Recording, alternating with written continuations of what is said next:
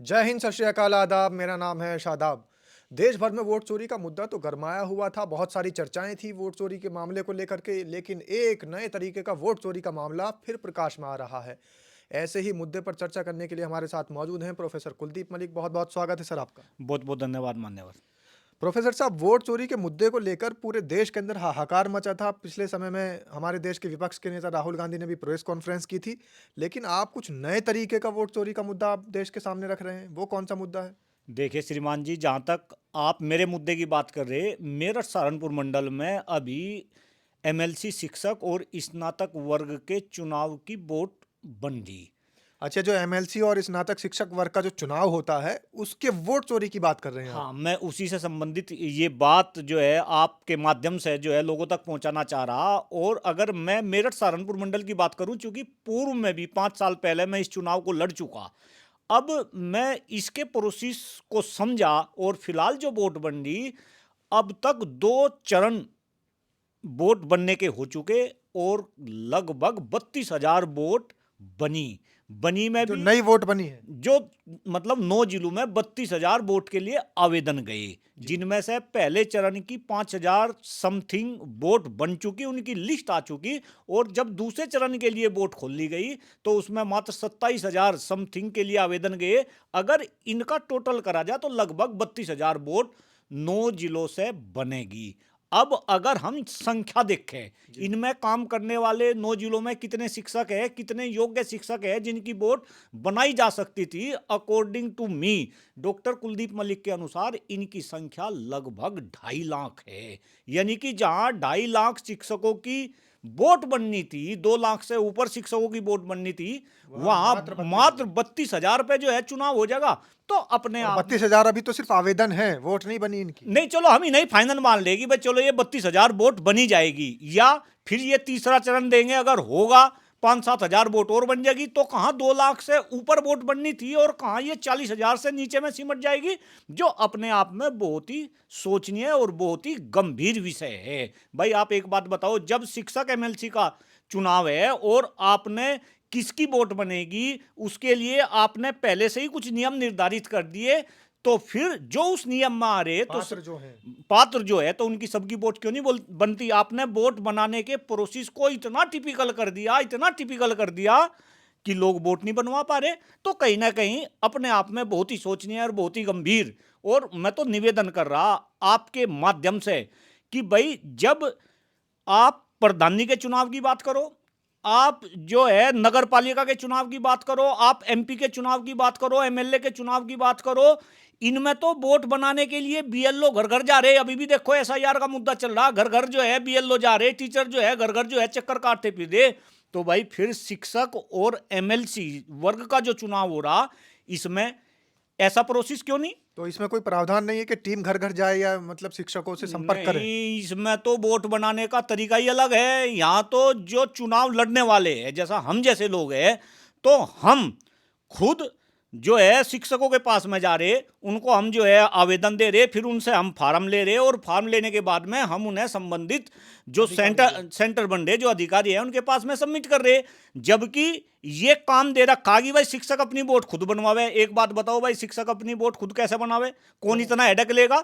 तो वोट बनवाने का काम ये चुनाव आयोग का काम है। और देखिए डॉक्टर कुलदीप मलिक तो इस बात की। अच्छा मलिक साहब, ये जो चुनाव होता है पूरा एमएलसी का, शिक्षक स्नातक वर्ग का चुनाव है, इस चुनाव को क्या कराने के लिए चुनाव आयोग इसके अंदर संलिप्त नहीं होता, या जो सरकारी टीम है भारत की वो इसके अंदर संलिप्त नहीं होती है? नहीं नहीं, चुनाव आयोग की इसमें भूमिका ही है, चुनाव आयोग की इसमें जो है भूमिका होती है। लेकिन मैं तो ये कह रहा कि इसमें बीएलओ क्यों नहीं जाते शिक्षकों के पास? और मैं तो फिर कह रहा, जब देश में डिजिटल इंडिया की बात हो रही, हर चीज को आप डिजिटल कर रहे, तो आप इस वोट बनाने के प्रोसेस को डिजिटली क्यों नहीं करते? और इस बार ऑनलाइन भी जो है आवेदन स्वीकार करे जा रहे, लेकिन उसमें लोगों को इतना ज्यादा कंफर्ट नहीं, उनके पास में उस तरीके का इंफ्रास्ट्रक्चर नहीं, उस तरीके की उनको जानकारी नहीं। और फिर सारा का सारा डाटा आप ये देखिए, सारा का सारा शिक्षकों का डाटा सरकार के पास है। आप सरकारी शिक्षक की बात करो, आप प्राइवेट शिक्षक की बात करो, प्राइवेट यूनिवर्सिटी में जो शिक्षक है आप उनकी बात करो, सबका ऑनलाइन डाटा सरकार के पास है। क्यों भाई, फिर ये कैसी ड्रामेबाजी? आप योग्य शिक्षक का डाटा वहां से क्यों नहीं उठाते, उनकी वोट क्यों नहीं बनाते? क्या इसमें कोई ना कोई जो है गड़बड़ घोटाला तो नहीं, या सरकार की चाल तो नहीं। तो कहीं ना कहीं ये लोगों को समझने की जरूरत है और इस प्रोसेस को चेंज करने की भी जरूरत है। और मैं तो आपके चैनल के माध्यम से जितने भी शिक्षक है और जो इस चुनाव के लिए योग्य शिक्षक है, भाई जब ऑनलाइन जो है तरीके से आप वोट अपनी बनवा सकते हैं, तो मैं इस इंटरव्यू के माध्यम से आपसे निवेदन कर रहा कि आप अपनी ऑनलाइन वोट बनवाए। अच्छा मलिक साहब, जैसे आप शिक्षकों की आवाज़ उठा रहे हैं, आपको तो अभी पता भी नहीं है कि कौन सा शिक्षक किसको वोट देगा, लेकिन तमाम शिक्षकों की आप आवाज़ उठा रहे हैं जिनके वोट बनने हैं। तो क्या शिक्षक वर्ग में भी इस तरीके की जागरूकता होनी चाहिए कि वो अपने वोट को लेकर के कहीं न कहीं जागरूकता दिखाएँ, विरोध प्रदर्शन करें, सरकार को चेताएँ? नहीं नहीं, देखिए मैं आपको एक बात बताऊं, शिक्षक इस समाज का सबसे जागरूक इंसान है और शिक्षक को अपनी वोट के प्रति जागरूकता दिखानी चाहिए और शिक्षक ऐसा दिखा भी रहे। हमने भी एक जन जागृति अभियान चला रखा शिक्षकों के संबंध में, और हमने कहीं ना कहीं शिक्षकों को प्रेरित करा कि वे ज़्यादा से ज़्यादा ऑनलाइन तरीके से अपनी वोट बनवाए, और उसमें हम सफल भी हुए।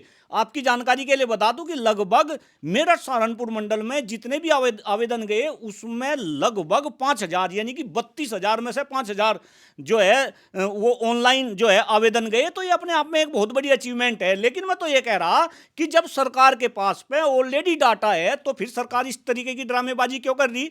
आप देखो, मैं अगर कैटेगरी बताऊं, आप राज्य के में जितने कर्मचारी है सबका डाटा सरकार के पास, इसके बाद सहायता प्राप्त विद्यालयों में जितने शिक्षक काम कर रहे हैं सबका डाटा सरकार के पास, वित्तीयविहीन विद्यालयों में जितने शिक्षक काम कर रहे हैं सबका डाटा सरकार के पास। इसका मतलब तो मलिक साहब वोट सरकार को खुद ही बना करके भेज देने चाहिए। मैं वही तो कह रहा भाई, वोट सरकार को खुद बनवा के भेज देने चाहिए। और हम तो डिजिटल इंडिया की बात कर रहे हैं। जब हम डिजिटल इंडिया की बात कर रहे हैं तो आप इस चुनाव के प्रोसेस को डिजिटल क्यों नहीं करते। और आप कहीं ना कहीं एक राष्ट्र एक चुनाव की बात कर रहे हैं, तो जब एक राष्ट्र एक चुनाव की बात कर रहे हैं तो हर चुनाव के लिए एक प्रोसेस वोट बनवाने का क्यों नहीं होता। मैं तो कह रहा आप चुनाव को डिजिटलाइज करो, यानी कि वोट भी आप ऑनलाइन तरीके से बनवाओ, वोट भी आप ऑनलाइन तरीके से डलवाओ, और फिर उन वोट की काउंटिंग भी आप ऑनलाइन तरीके से करवाओ। जरा सुन ले भारत सरकार और चुनाव आयोग इस बात को। लेकिन आप ऐसा करना तो नहीं चाहते। अगर आपने ऐसा कर दिया, सब कुछ डिजिटलाइज कर दिया चुनाव के संबंध में, तो फिर कैसा काम चलेगा। जो ये बीच में घपले हो रहे, वोट बनवाने में घपले हो रहे, फिर वोट पड़वाने में घपले हो रहे, और वोट जो है काउंटिंग में घपले हो रहे, तो वो वोट चोरी कैसे होगी। तो कहीं ना कहीं ये संदेश मैं दे रहा हिंदुस्तान के 150 करोड़ लोगों को कि आप इस मांग को उठाओ कि जब आपने सब कुछ डिजिटलाइज कर दिया, हर डिपार्टमेंट में आप जो है डिजिटल कर दिया, इनफैक्ट जो हमारा कैश है, भाई एक बात बताओ, कैश तो सबसे महत्वपूर्ण है। कोई सोच सका था कि भाई पैसे का ट्रांजैक्शन इधर से उधर जो है सब कुछ ऑनलाइन होगा। देश में बिल्कुल कितने ट्रांजैक्शन जो है प्रति सेकंड हो रहे। ये चुनाव को क्यों नहीं आप जो है डिजिटल मोड में लेकर आते। अगर आप चुनाव को डिजिटल मोड में लेकर आ गए तो आपका पैसा बचेगा। आप देखो चुनाव के ऊपर कितना पैसा खर्च करा जा रहा। दर्शकों की जानकारी के लिए बताऊं कि हिंदुस्तान कितना गरीब देश है, ये तो इस बात से पता चल रहा कि 80 करोड़ लोगों को मुफ्त में अनाज दिया जा रहा। लेकिन हिंदुस्तान पूरे विश्व में एक ऐसा देश है जो चुनाव पे सबसे ज्यादा पैसा जो है वेस्ट कर रहा। तो कहीं ना कहीं आप इस पैसे को बचाओ और इस पैसे को आप जनता की भलाई में लगाओ और चुनाव को जो है डिजिटलाइजेशन इस चुनाव आयोग का जो है करो।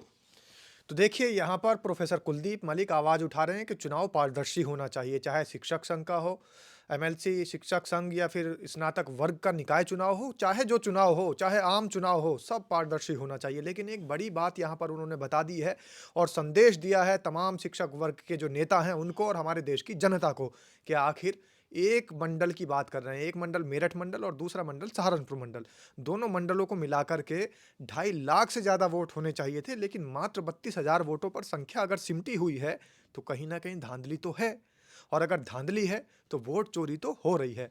फिर इसका मतलब जो उत्तर प्रदेश के अंदर 2.5 करोड़ से ज़्यादा वोट चोरी का मामला सामने आया है, आंकड़े लोगों के सामने चौंकाने वाले हैं। तो इसका मतलब साफ है, कुलदीप मलिक की बातों से साफ जाहिर हो रहा है कि अगर एक एमएलसी शिक्षक वर्ग या स्नातक वर्ग के चुनाव में इतनी बड़ी वोट कटौती हो सकती है या वोट बनने में ढिलाई बढ़ती जा सकती है या फिर जानबूझकर साजिश की जा रही है, तो समझ लीजिए उत्तर प्रदेश के आम चुनाव में क्या हाल हुआ होगा। आपकी क्या राय है? प्रोफेसर कुलदीप मलिक ने जो शिक्षक वर्ग की आवाज़ उठाई है, क्या आप भी इनका साथ देंगे, समर्थन करेंगे? कमेंट के माध्यम में अपनी राय ज़रूर रखिएगा। बहुत बहुत धन्यवाद सर। बहुत बहुत धन्यवाद सर। नमस्कार।